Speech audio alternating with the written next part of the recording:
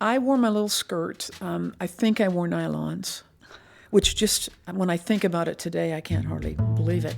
And I had a little pair of shoes that I bought. They had no shoes for women, and they had little pumps on them. So there I am running around in patrol after the guys with my little skirt and my nylons and my pumps. I don't recall how long that lasted, but I don't think it was very long because I knew that I was not safe in a skirt and pumps. I knew I wasn't.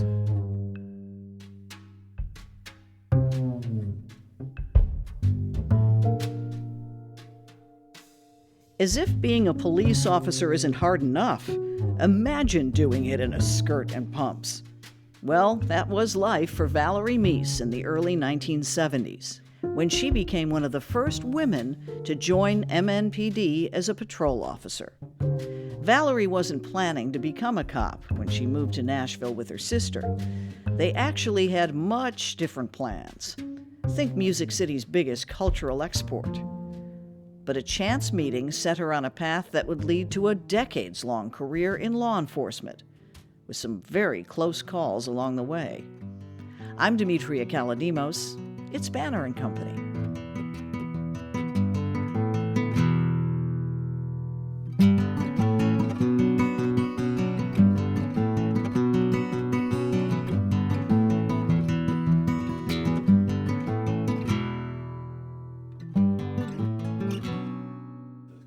How does a girl from North Dakota get to Nashville, Tennessee? You know, that is a story that I've quit telling a long time ago. But I'll tell you this. My sister and I used to sing. And we followed the Holiday Inn circuit. And we came to Nashville. And we did okay. We were doing okay. But, you know, at some point you decide, I've got to get a job. I need to make some money so I can live. So I had met a gentleman who told me that they were hiring at the police department. He was a police officer. And he said, you might want to think about it. It was 1973. And he said, they're hiring women.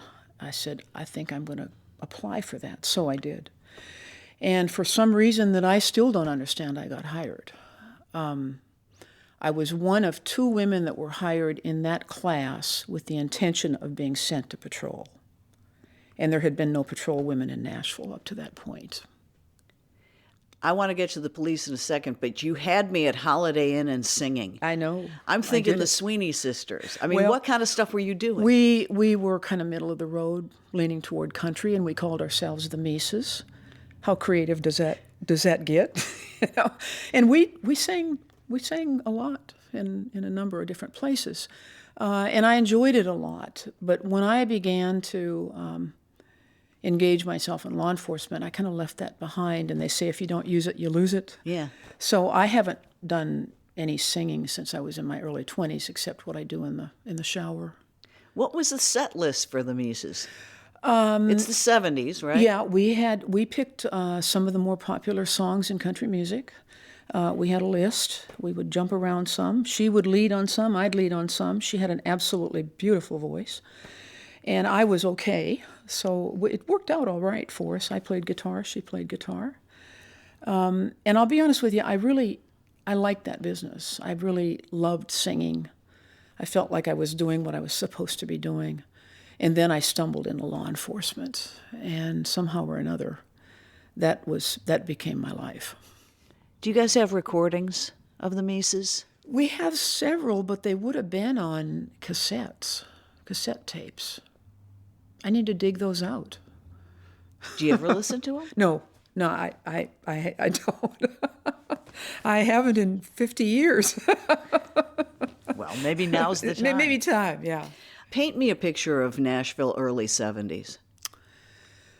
Well, I don't know that I'm the most objective person to do that, because keep in mind where I came from.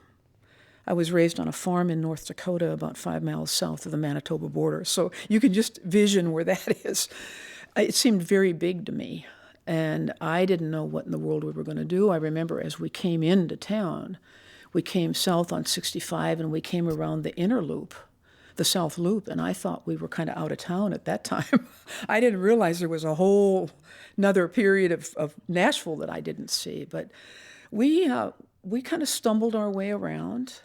We ended up staying at the YWCA. We actually worked at an Exxon station for a while till we could, get some singing going on. And we had a little apartment over off West End. It was $90 a month. Wow. You had a bedroom and a bathroom and a kitchen. For It was $90 fine. bucks. Yeah. We had a little bit of money, not an awful lot of money, but I was raised without having a lot. We weren't hungry, but we were farmers, and you make what you can as a farmer. My dad raised cattle, and he raised pigs, and we had chickens, and so I worked hard on the farm, and I was used to, you never complain. You put your head down, you go to work, and you work until you're done, then you lift your head up, and that's basically what I was. So I had worked in the dime store in town for a couple of years, and I'd saved my $1,500 from 2 years worth of work. But that's that a was ton. Yes, that was a lot of money then, and Yeah. I had it with me. And so we just saved as we earned and lived on very little. I can remember buying tomato soup and veg-all at the grocery store. I have had so much tomato soup and veg-all. I'll never eat it again, but it was And I'm good. thinking it might have been the H.G. Hill on West End. H.G. Hill, good place to go. You got it. It's a great place to go. Yeah. You still doing music? I love music. I have a passion for music, but I'm not doing music. I will tell you this. I have again started playing the piano with some, and I sing at night when nobody's around. Still have a guitar? I do have a guitar. I do, and I have a very nice piano too. I have grown to have a great love for the station inn, and I have made some friends there that are deeply into music. If I said names, you'd probably know who I'm talking about. So I'm there. They know me well. They know me well. There is a woman named Val Story who is a singer there. I know Val and Kurt. Yeah. Absolutely phenomenal singer. And so I go by Val sometimes, so they call her the real Val. I'm the other Val. So when I come in, they say, "Here comes the other Val." Table right in front. I always sit right in front of the piano. Yep, they're still working on it. I kind of hate to introduce you to him, but you're going to need to meet him. This is Bob, and that's his wife, Lisa. Bob ran a business in Louisville. He has a love for country music that is humongous, and he's been coming here longer than I have. And he knows me a little bit, but I don't think he likes me very much. I don't particularly like. I really love Judy, who is Yeah. her friend. Yeah. I really love Judy, but we have a lady normally that sings here on Monday night named Val Story. She's the other Val. This is the real Val. We all call her the real Val. And what she does is keep everything in line here. She was in the Popo at one time, and so she makes sure everybody's taken care of. So every once in a while she flashes a badge on us. But See, she, he's my backup above in case all, things really go bad. above all, these two are Judy and Val are great friends. They're loyal as daggone hyena. Judy was an assistant chief when she left, as was I. She worked in different areas than I did, but we had a lot in common, and music is one of those things. Great music, very comfortable. You get to where you know people that are here. You look for them if they're not, check on them if they're not, so it's like a little family, really. Well, she tries to outdrink me. That is not true. I told you, some people are going to lie. Yeah. But, I try to limit mine to 2 beers. I don't know how many she's going to drink. I start with a Diet Coke, if you want the truth about it. This woman is amazing. She's married to Bob. Hi there. This is Lisa. No question the better half. Val is our station inn family member. The resident police officer. Yes. This place has really changed our lives. It really has. It's, We've met people that we didn't know, and we've come to care about people we didn't know. We've met more people here and become closer friends than 25 years of being in California.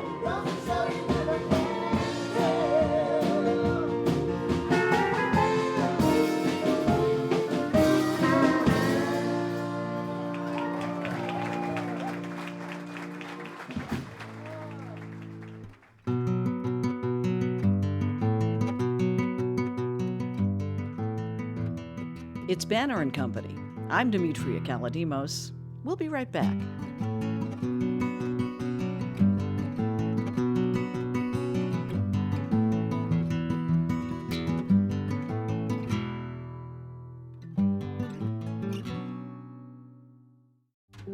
If you're interested in building a more thriving and inclusive community by turning thoughtful generosity into positive change, well, you might want to know about one of our sponsors here at Banner and Company, the Community Foundation of Middle Tennessee.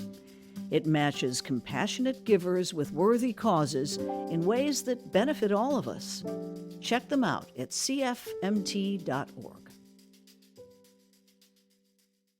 So, at some point, though, that police thing sounded intriguing. Well, I have always had an interest in policing. I don't know why, but I remember back in the late 50s, there was a show called Decoy, and Beverly Garland was the star, and I love Beverly Garland. And I thought, boy, that is the coolest thing ever. So it's always been in my mind as something I thought it would be really fun and I'd love to do it, but that's a child, that's a kid thinking. And even when I joined the force at 20, I think I was 21, I still didn't know what I was getting into. I mean, there's just no way to know until you're into it. And some people make it and some people don't. Some people make it and some people should not make it in that business. So when I heard that they were hiring and I knew I wasn't making very much at the Exxon station, I thought I may apply for that and see what happens. I had no expectation I'd be hired. What, too small? No, I thought they would think that I just wasn't. That I just wasn't maybe the one they wanted. I don't know what they were looking for. They didn't tell me that. Mm-hmm. I don't know how many women they interviewed, and I'm not sure that I knew at the time that I was hired that they were thinking about sending the first 2 women they hired there to patrol. I don't know if I knew that.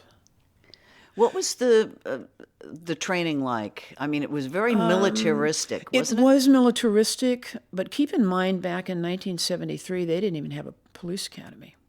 We were in the old hospital out there in Bordeaux, and that's where we went to school, in the first floor of that old hospital.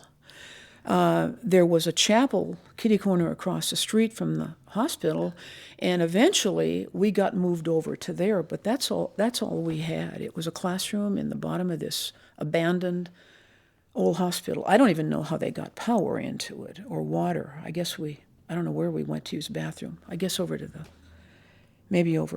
chapel. But it was not a very pleasant environment, but we were having a grand time.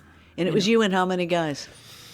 I think there were about 30 people in my class, and there was another woman in the class, and we were both earmarked for patrol. Do you remember her? Would you talk about her? Edith Lankster, absolutely. Oh, Edith Lankster. Edith Lankster. I know. Absolutely. Yeah. You probably know her. Yeah. Yeah, she was the other woman. Now, keep in mind, that was not long after Vietnam. We had some Vietnam vets and so on. And I began to get a sense that maybe some of those people really didn't think there was a place for women in law enforcement, but there were a number of other people, surprisingly, that were so supportive. So I began to see that. As I went along, I began to clearly see the people that looked at me oddly and the others who were just almost like my big brothers. It was amazing. I'll never forget that. Was it physical fitness, kind of chin-ups and all that? Yes, there was a lot of that. I was in pretty good physical condition at that time, not super good. I weighed more than I weigh now, but I was in pretty good shape. And yes, there was. I don't remember our class. I can't remember the length of time of our training, but it wasn't even close to what it is now. And we did a lot of running. We had classes in the classroom. We did practical things like clearing buildings and that sort of stuff. And it was just a joy to me. I just had the grandest time. Still not knowing exactly what I was getting into, but it was very enjoyable to me. And at the time I was hired, Hugh Mott was the chief. Hugh Mott was a military man. He He had standing. He was impressive. He was very intelligent. And he, I think, may have been largely responsible for hiring women to go to patrol, because even after I joined, there were many people that said women don't have any business in patrol. They just don't. Were you guys respected, you guys being the two females, in the hallways, in the field? I mean, was there a time when you really felt disrespected? There probably were, but let me tell you, I guess a person's makeup determines how they deal with that. I knew some people that thought I shouldn't be there. They made it fairly apparent to me, and so I knew that I had people that didn't care about me. But I felt working with the people I was working with, that almost all of them were just like brothers to me. They really were. And they would try to take care of me, and I would say, don't do that again. If we were going up a stairway after somebody and there's maybe an officer that pushes in front of me, I said, don't do that again. I will go next. Because I felt like they can't worry about taking care of me because they can't take care of themselves. And I can take care of me. You know, we do the best we can always, and so I'll do the best I can. I wasn't as big as some of them and so on, but I think I was pretty well respected. I don't know that people told me that a lot. I did have a retired officer tell me recently that he really respected me a lot in patrol. He worked in patrol with me. He was there for about 6 years. And I thought, you know, he's thought it, but he's never said that. And a lot of times we think a lot of things about people, but we never tell them the good things. Right. We never tell them how good they are. So you take the oath, you hold up your hand, and you're handed a gun and the badge, and are they ready for you in terms of equipment and gear? They were not ready for me. They were ready for the guys. Sure. You know, they were always ready for the boys, but the girls, it was a little bit different. I can't remember exactly how I got my outfits. I do recall that there were 2 uniform shops in Nashville, and each year they would vie for the contract with the police department. And of course, that entity that got the police department business had a lot of business. You know, there were constant people in and out from the police department. So whoever had it at the time I came on, I had to go in, and they made me a skirt. And I'm thinking, I don't know about this, but okay, if I'm supposed to have a skirt, I'll wear a skirt. They had no women's shirts, so I had to buy a man's shirt, and I finally kind of figured out how you do that. And I wasn't large, but the tails reached about down to my knees. You know, Was it a built-in slip? Yeah, Yeah. a built-in slip. And so I wore my little skirt. I think I wore nylons, which just, when I think about it today, I can't hardly believe it. And I had a little pair of shoes that I bought. They had no shoes for women, and they had little pumps on them. So there I am running around in patrol after the guys with my little skirt and my nylons and my pumps. I don't recall how long that lasted, but I don't think it was very long, because I knew that I was not safe in a skirt and pumps. I knew I wasn't. And so at some point, they send me back to the shop, and they start making me slacks. And I knew a little bit about sewing because my mother was a wonderful seamstress, and I was one of those people that make your own clothes. Do you make your own clothes? Yes, I did. I made my own clothes. And so anyway, I knew a little bit about seamstress, and I'm looking at these pants, and I'm thinking, boy, I'm not going to look good in these pants. But I wore those for a number of years till they got women's slacks that would fit a woman. And I'm assuming you had the big heavy belt with all the other stuff. I did have, and that was fine. It's pretty heavy. It's surprising what that does to a back over about 10 years of wearing it. But yeah, it was the same type of a gun belt that all of the men had, and the equipment that they had was the same equipment that I had. And so that was absolutely the same thing. And then when I went to slacks, it was much easier to have that on. And it grew to the point where it wasn't uncomfortable. I mean, I could put it on today and it would still feel okay to me, but it was heavy. What did patrol mean in the 70s? Were you out with a partner? Yes, in the 70s all shifts rotated backwards. So you'd work days and then you'd work nights and then you'd go to midnights. And patrol was an assignment to a particular area. If you were a young cadet, you were moved around. So you didn't stay in one car necessarily forever, until you matured. But you were assigned as a junior officer in a car, and you might work with other people. You might be working at one point you work in Lower East Nashville, then you maybe work in the Inglewood area, then you may be up in Bordeaux and Madison, which was where I started working. And you just kind of observe. Sometimes if you have a senior officer that's not totally ambitious, they'll let you drive all night long, and so you get accustomed to trying to keep yourself awake, because boy, it is a long night. We worked unusual shifts because midnight was 1 p.m. to 9 a.m. So you're going in when you're really tired and you're working through the sun coming up, and at 8:30 or 9 you're really exhausted. But I found it really enjoyable. I found it super enjoyable because you never knew what kind of call you would get next. And I don't know that I fully understood the risk. However, I began to learn fairly quickly that there were some officers who were more skilled than other officers. I wanted to be around the officers who were highly skilled. I used some as mentors, and I tried to pick the ones that I thought did it the best. I watched them. I liked their style. I liked the way they treated people. I liked the way they made an arrest. They were respectful until they couldn't be. I thought that's what I'm going to kind of model myself after if I can. I'm going to try to do that. And so I ended up on a detail that had a reputation of being the best detail at East Precinct. And we did good work. I think I learned pretty fast. So within a year or two, I was a zone commander in a car. Within a couple of years, I was a zone commander, which meant in each car, there's a zone commander, a senior officer, and a junior officer. And the zone commander is the more senior. The senior officer is one who's second in command, and then there's a junior officer who's probably a cadet.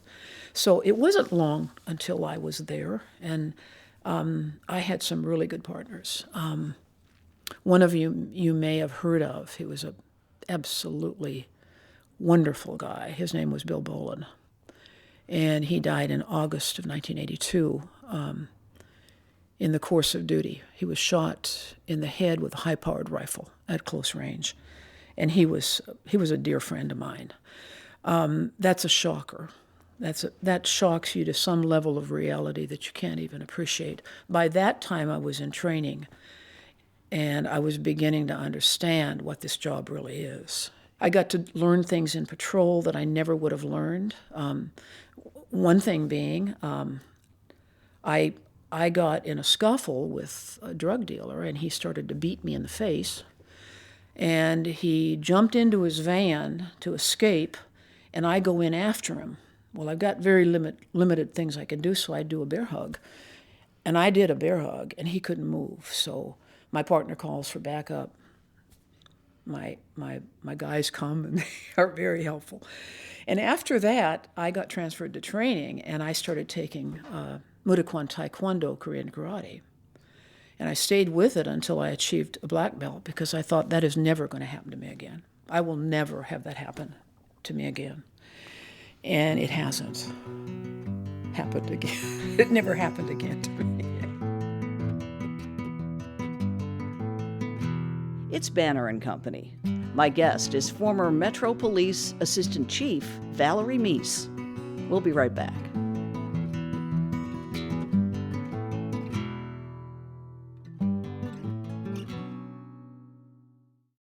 When you told us that you started or hit the streets in 74, my mind immediately went to Policewoman. Remember that show with Angie? Absolutely do. Angie Dickinson. Angie Dickinson. It premiered in 1974. By the way, Angie Dickinson's from North Dakota. Oh, well, there you go. What do you got? I mean, at the time, I was a high schooler. I thought she was super cool, and I watched that show. It was a a new way to look at women, and she was doing all these crazy Yes. assignments. Yes. Were they trying to make you do the same things, the no, undercovers? And- Not really. I mean, patrol is, some people would call it rather mundane. I liked patrol because you'll never know what you're going to get next. But it's fatiguing, it's challenging, it takes an enormous amount of information and logic and wisdom to do it. You get tired, you work all night long, and then you've got court the next day. And so there's a lot of things about it that are frustrating, and sometimes you think, if I just get out of this alive, I'll be happy. But aside from that, I found it very enjoying. Now, I did a few things like that Angie did. We worked with Vice a couple of times. We were buying alcohol after hours, and I worked with Vice officers to do that. We were working as prostitutes downtown. Tell me about that. But behind the Ryman Auditorium. Yeah. And believe me, the business was very good. It was very good. Did We you were have to wired. dress the part? I mean, how did you prepare for I that? tried to, but at my best, I don't look like a prostitute. I may look like a hag, but I don't look like a prostitute. But anyway, I did the best I could to, wear what I could. I knew what they wore because I worked sometimes over on Dickerson Road, and there were a number of women who worked the night. To be really honest with you, I had an occasion to get to know some of them, and they were remarkably kind and good and nice people. One in particular that I can think of was trying to raise a child on a one-person salary and doing what they felt they had to do. So I never judged them. It's not my business to judge. But yeah, we did that as undercover work, and we were fairly successful. At the time, were they arresting the prostitutes or the customers? They were arresting the guys that were driving up. So it was the men looking for service. Yeah. I had to think about that a minute. Because a lot of times police arrest the prostitutes. Right. Yeah. And which is an injustice to all, in my opinion. So we were arresting the guys who were soliciting. Was that scary? I wasn't scared because I knew that I had surveillance. How close were they? They were very close to us. They were very close to us. And of course, you never get into anybody's car. They would drive up and you would lean over into the driver's side. So I probably was armed. I don't recall whether I was or not, but I probably was. And I was also wired. And so I was not afraid. I mean, I was cautious, but I was not afraid. Can you remember your closest call, though, on the street? The one thing that probably was the greatest risk was the night we were backing up another car at 1222 Gallatin Road, outbound. There's a fire hall right next to it. And it was a man with a gun, and he lived in the last apartment, 1222 Gallatin Road. And I was with a partner. We arrived second. We were the backup. And the other two officers arrived first, and they took the lead. So we're walking down through this darkened alley along these apartments, 1222 being the last apartment on the end. And the officers that I'm with pass that last apartment. I'm approaching the last apartment, and the officer that's with me is a few steps behind. And as I get past the apartment, I turn toward the door that starts to open, and I can see the shadow of a gun. And that person steps out, and I realize they're going to fire at my partner. And I yell, "Police!" And as I do that, the partner jumps, begins to move. This man wheels around, he shoots at me, and then he wheels back around and he shoots at my partner. And as I see him coming around, I dived to my right so I would be kind of behind the building, and I lost my shoe. I mean, the stories are crazy. Get my shoe back on. And he goes back into the apartment. So we know we've got an armed, barricaded man. And that's the truth. Is this pre-negotiation, or how did you react in those days? I was a trained negotiator. Did you know that? No. I went through the first class of training negotiators, and I want to say that I was a negotiator at that time, but that was not, at that point, we were not concerned about negotiating. He'd gone back in. We knew that danger was over. He'd fired. He'd fired, so we knew what we had, and we called for backup to come. And so I think he came out. I remember an officer yelling and banging on the door saying, "Come out." And I think he came out. I don't recall exactly how that went down, but I left the scene momentarily to run to my car to call for backup because we didn't have radios.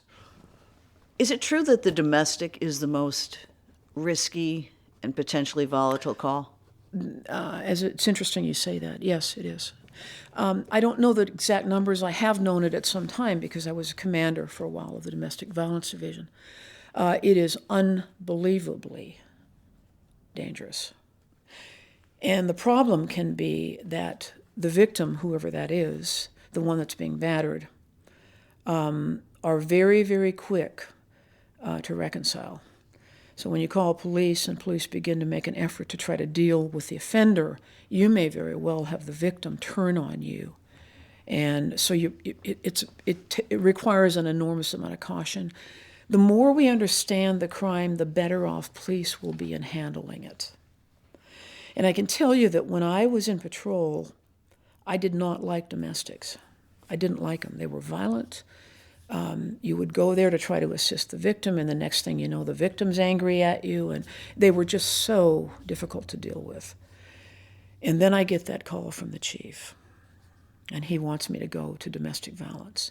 And for the first time in my career, I learned what it really was. I had no idea. I did not know the dynamics of domestic violence. So if I could make one recommendation to law enforcement, I'd say teach your rank and file the dynamics of domestic violence so you know what you're dealing with, how they think and how they act, and the things that they can do as a result of that. It's unbelievable. Power and control. Power, you got it. Very good. Power and control. It's all about power and control. I'm not sure I'm framing this question correctly, but what makes a woman an extraordinary police officer? Thinking of the best police officers I know, they were respectful. They worked hard. They never made excuses. They came to work every day. They were on time. They treated people as best as they could. They learned the techniques and the tactics. They learned how to drive. They learned how to move. They learned how to shoot. And then as they matured, they began to learn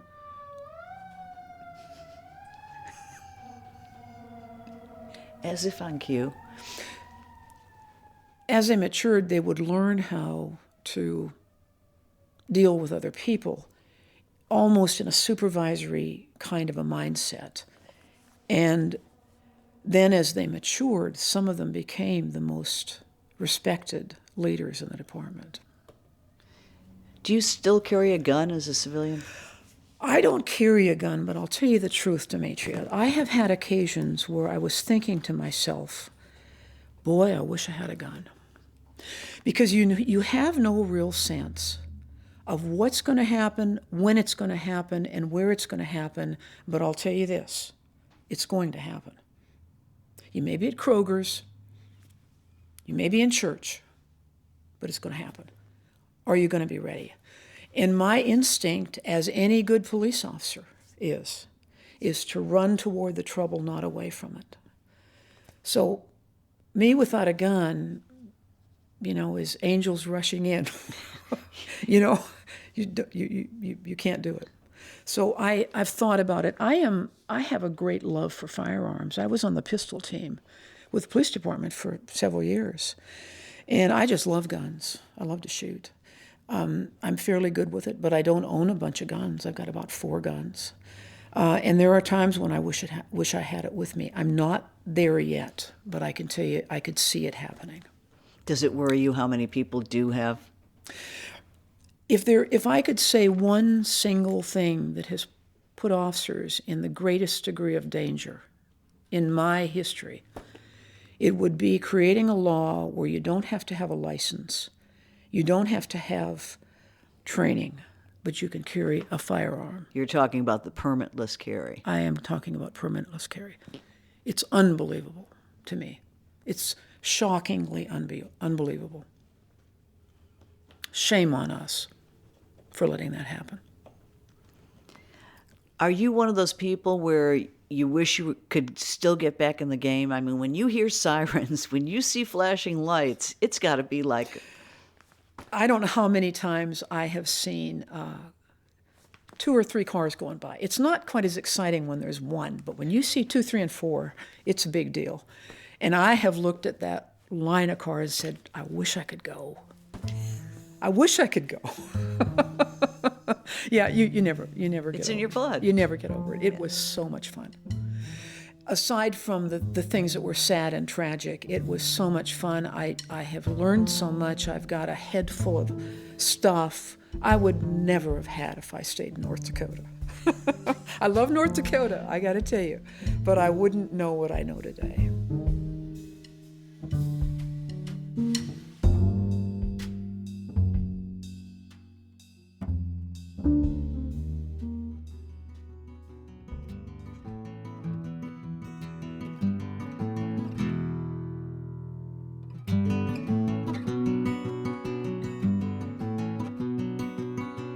Banner & Company is a production of the New Nashville Banner. Our producers are Steve Harouche and Andrea Tudhope. Original music by Verlin Thompson. Subscribe wherever you get your podcasts or go to NashvilleBanner.com. You're in good company.